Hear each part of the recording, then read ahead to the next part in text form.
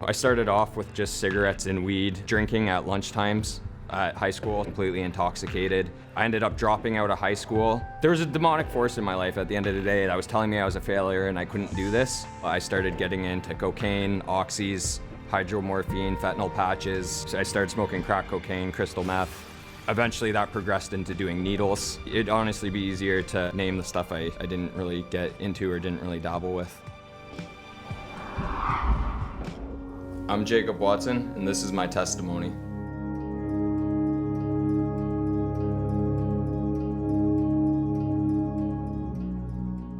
I did grow up in a church. I actually remember going to Sunday school and accepting Jesus like 3 or 4 Sundays in a row. I came home with like the little pamphlet.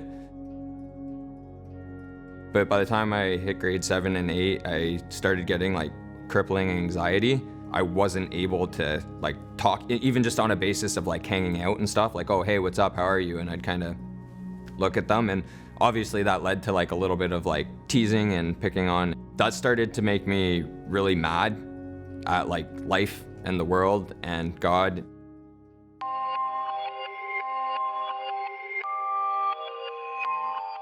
Moving into high school, that the kids that everybody liked, the kids that would fight, the kids that would smoke, the kids that would skip, the kids that would party, the kids that would, sleep around. I started drifting off into this whole other lifestyle that I never knew about.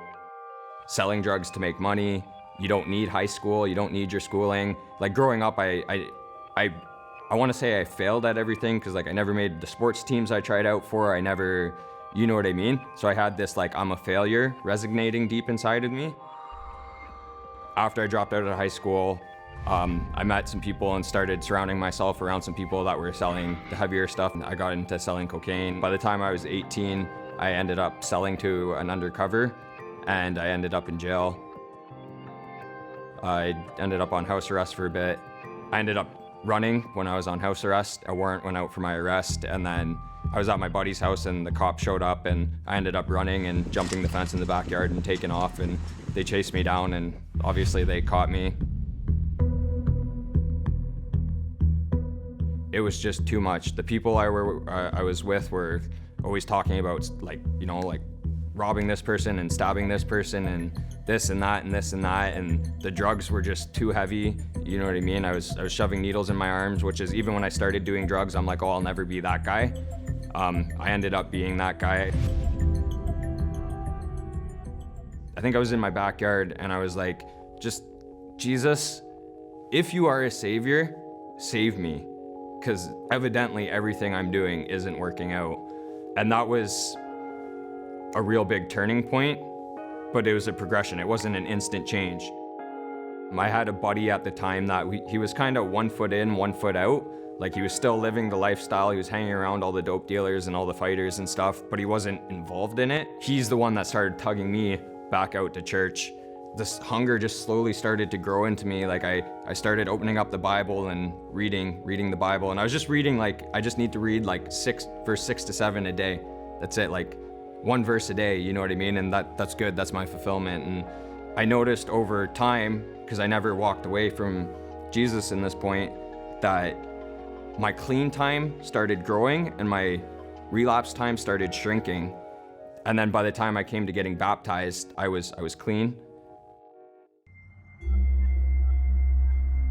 My neck started swelling up and it got like really fat. Like it was fatter than my head. I was supposed to do 12 rounds of chemo. The chemo's not actually working.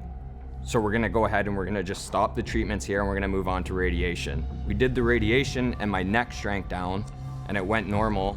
The day before I was supposed to go in and see the doctors to get that, okay, everything's good, threw my hand up under my armpit and I felt a lump, and I knew what it was because it felt like the lumps in my neck. And I walked into the bathroom and just started crying.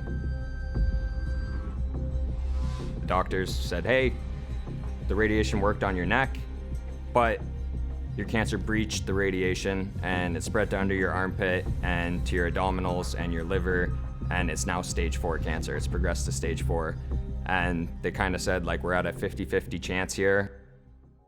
That's when God, like, I'd say, like, Jesus actually started to change my heart. I threw my hand up under my lump and I just started praying. God, like, this is it, it's you or nothing. I went to bed that night, it was late at night, I went to bed that night and I woke up the next morning And when I woke up the next morning, I threw my hand up under my armpit and my lump was gone. Like, it was gone. It was there the day before and it was gone the next morning after I prayed. I had no chemo in my body. So I did the CAT scan and there was no lumps. Before I had lymphoma, like my lymph nodes were swelling up all over the place. You could feel them. They were gone. I had total faith and belief that Jesus Christ healed me. Like 100% convinced. God has been real in my life. He hasn't been just words in a book, or he hasn't just been an organization at church. He's carried me through and grown me in times where I did not deserve it and I completely fell off. And he's always been a teacher, a mentor, and a leader in my life. And I'm 100% sold out for the gospel of Jesus Christ.